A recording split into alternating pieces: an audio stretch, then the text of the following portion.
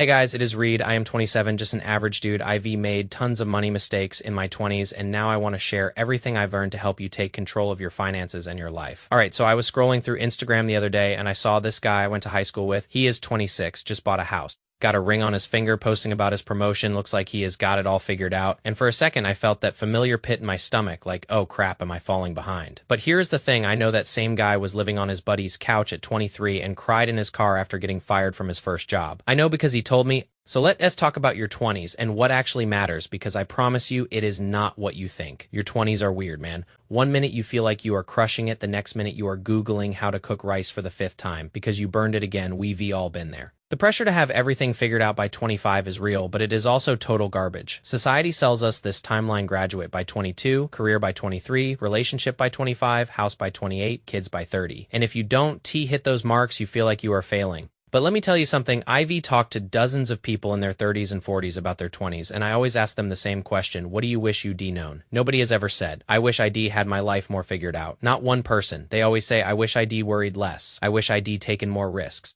I wish I'd understood that the winding road is the whole point. So let's start with the biggest mindset shift you need to make in your 20s. You got to unlearn the myth that you should have it all figured out. That pressure is crushing you for no reason. Your 20s are not the final performance the dress rehearsal. Mistakes are not only expected, they revaluable. Every time you screw up, you are collecting data about what works and what doesn't. The person who tries 10 different paths learns way more than the person who stays on one path out of fear. And look, I know this sounds scary. It is way easier to stay in a job you hate than to admit you are lost and try something new. But here is the thing, the people who end up thriving in their 20s are not the ones with perfect plans. They the ones who embrace the uncertainty. They experiment, they fail, they start over, and they keep moving. Now let us talk about the identity laboratory. Your 20s are prime time for figuring out who you actually are. Not who your parents want you to be, not who social media tells you to be, not who you think you should be. The real you self-discovery is not something that happens once and you are done. It is an active, ongoing process, and your 20s are perfect for this because you are independent enough to make your own choices, but flexible enough that those choices don't lock you in forever. Think about it. You can change careers, move to a new city, try new hobbies, date different kinds of people, all without it defining your entire life. The goal is not to find your one true self. The goal is to discover the multiple versions of yourself that could exist. I changed my major 3 times in college. I worked at a coffee shop, I tried sales, I did a stint in construction, I started a tiny side hustle selling stuff online. Every single one of those experiences taught me something about what I wanted and, more importantly, what I didn't want. That sales job taught me how to talk to people and handle rejection, which I use every single day. Now that construction job taught me discipline and showed me I never want to do manual labor for a living again. Both were valuable. Instead of asking yourself, what should I do with my life, which is a paralyzing question, ask yourself, what can I try next? Maybe it is a ceramics class that connects you to creativity you didn't know you had. Maybe it is traveling solo to a city where nobody knows your name. Maybe it is working in an industry you know nothing about. Each experiment gives you data, not final answers, but clues. And over time, those clues add up to clarity.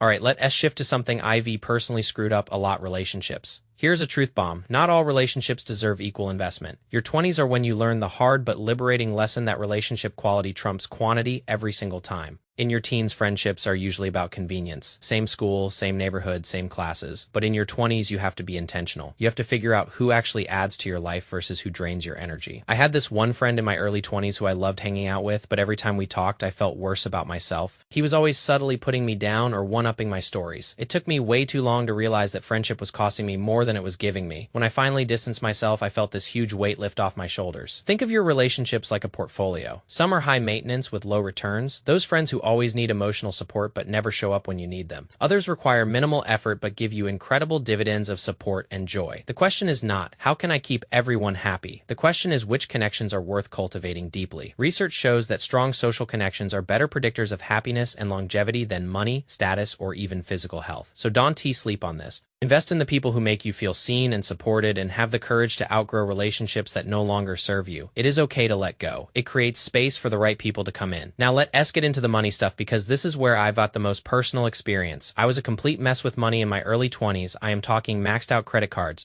living paycheck to paycheck, buying stuff I didn't need to impress people I didn't even like. I remember one time I spent $400 on clothes I barely wore just because I wanted to look successful and feel like I was doing something right. Meanwhile, I had zero savings and about $2,000 in credit card debt. It was stupid. But here's the thing, your bank account in your 20s might be small, but your financial decisions are disproportionately powerful. The habits you form now will either become your greatest ally or your worst enemy for decades. Financial literacy is not something most of us learned in school. I definitely didn't. I had to figure it out the hard way by making mistakes and then reading everything I could get my hands on. The magic of compound interest is real. If you invest $200 a month starting at age 25 and you get an average 8% return by the time you are 65, you'll have around $650,000. Wait until 35 to start and you'll have about $295,000. That 10-year difference is worth over $350,000. That is not a small number, that is life-changing money. And no, I am not saying you should never enjoy your money now. I am saying understand that every dollar has potential energy. If you spend it on something that doesn't matter, you are not just losing that dollar, you are losing everything that dollar could have grown into. The single best thing I did for my finances was setting up automatic transfers. As soon as my paycheck hit, money moved into savings and my investment account before I could even touch it. That bypasses willpower entirely. You can't spend. What you don't see, start small if you have to. Even $50 a month adds up over time. The goal is not deprivation. The goal is intentionality. Align your spending with what actually brings you lasting value instead of fleeting satisfaction. Financial freedom is not about being rich. It is about having options. The ability to say no to a job you hate because you've got a safety net. The ability to take a risk because you've got savings to fall back on. That is real freedom. Let me talk about health for a second because this one snuck up on me. Your body in your 20s is like a reliable car that keeps running even if you never change the oil. But trust me, the check engine light will come on eventually. I used to eat like garbage, stay up all night, drink too much, and think I was invincible. And then one day I woke up at 25 and realized I felt tired all the time. My digestion was a mess, and I could bounce back from a late night like I used to. Your metabolism is quietly taking notes on everything you do, and the habits you build now become your default programming. They get harder to change with every passing year. I am not saying you need to become a gym rat or eat kale for every meal. I am saying do something. Move your body in a way that feels good. Get enough sleep, learn to manage stress, and take your mental health seriously. Learning to recognize your emotions, set boundaries, and ask for help when you need it. Those are skills, not weaknesses. I started doing a simple 5-minute meditation in the morning, and it honestly changed my relationship with my own thoughts. Small, consistent actions beat sporadic perfection every time. Career stuff. This is a big one. The question, what do you want to be when you grow up, assumes you need to be just one thing, but that is outdated. The average person now has about 12 jobs in their lifetime. Your career path is not a straight line, it is a constellation of experiences. The old model of find a lane, stay in it for 40 years, get a gold watch, that is dead. Today's world rewards adaptability and diverse experiences. Your 20s are the perfect time to explore multiple paths and figure out what you are actually good at and what you actually enjoy.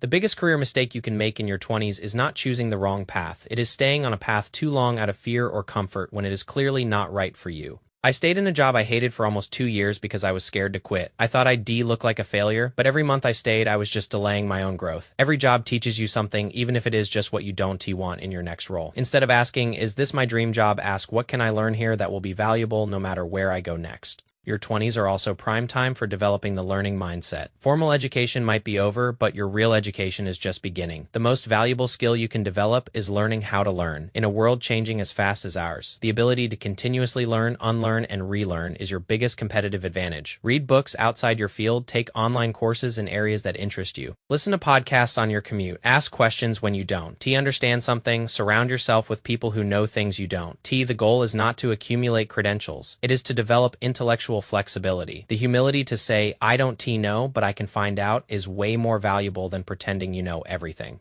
Building independence is another huge one, and I don't just mean paying your own bills. I mean developing the confidence to navigate life without constantly needing external validation. Learning to trust your own judgment, solving problems creatively, recovering from setbacks without someone holding your hand. Every time you figure something out yourself, instead of immediately calling for help, you are building a muscle that will serve you for life. Start small. Learn to cook a few meals. Figure out how to fix something around the house. Manage your own schedule. Each small victory builds confidence that compounds over time. Which brings me to courage. The most transformative moments of your 20s will not come from comfort, they come from courage. And courage is not the absence of fear. It is action in the presence of fear. Every time you step outside your comfort zone, you expand your capacity for growth. Start with small challenges. Speak up in a meeting. Share your ideas. Try something you are bad at. Then scale up. Negotiate your salary, travel solo, apply for the job you feel underqualified for. Research shows that confidence does not precede action. It follows it. You build courage by doing courageous things, not by waiting until you feel ready. And studies on elderly people consistently show that their biggest regrets are not the failures they experienced. They re the chances they never took, so take the shot. Rejection hurts for a day. Regret can last a lifetime. All right, let's talk about the compound effect, because this is one of the most powerful concepts I've ever learned. The most powerful force shaping your life is not luck or talent. It is the compound effect of your daily habits. Small, consistent actions might seem insignificant in the moment, but they create dramatic results over time. Just like compound interest transforms modest savings into wealth, compound habits transform ordinary routines into extraordinary outcomes. Reading just 20 pages a day adds up to over 7,000 pages a year.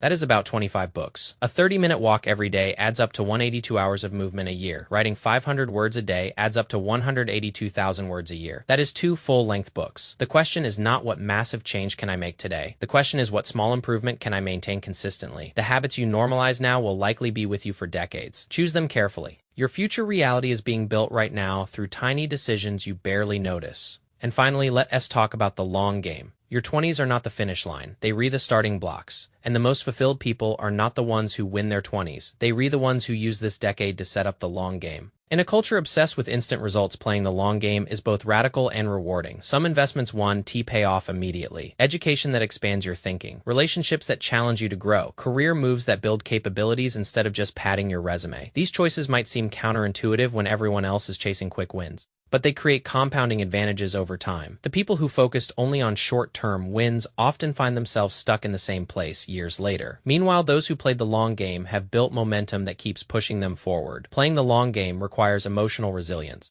You got to make peace with delayed gratification and the uncertainty of less traveled paths. You got to trust your own judgment when conventional wisdom tells you to chase what is shiny and fast. Your 20s are the perfect time to ask yourself, am I making decisions that will expand or limit my future possibilities? The choices that feel uncomfortable now often create the most freedom later. Your future self is counting on you to make choices today that they thank you for tomorrow. Look, man, your 20s are a beautiful, chaotic, messy ride. You are going to screw up. You are going to change your mind. You are going to feel lost sometimes. And that is not a bug in the system. That is the whole point. The people who thrive are not the ones who had perfect plans. They re the ones who kept moving, kept learning, and kept trying, even when they didn't know where they were going. So go easy on yourself. Take the shot. Invest in yourself. Build good habits. And remember, you are not alone in this. We all just figuring it out as we go. Peace.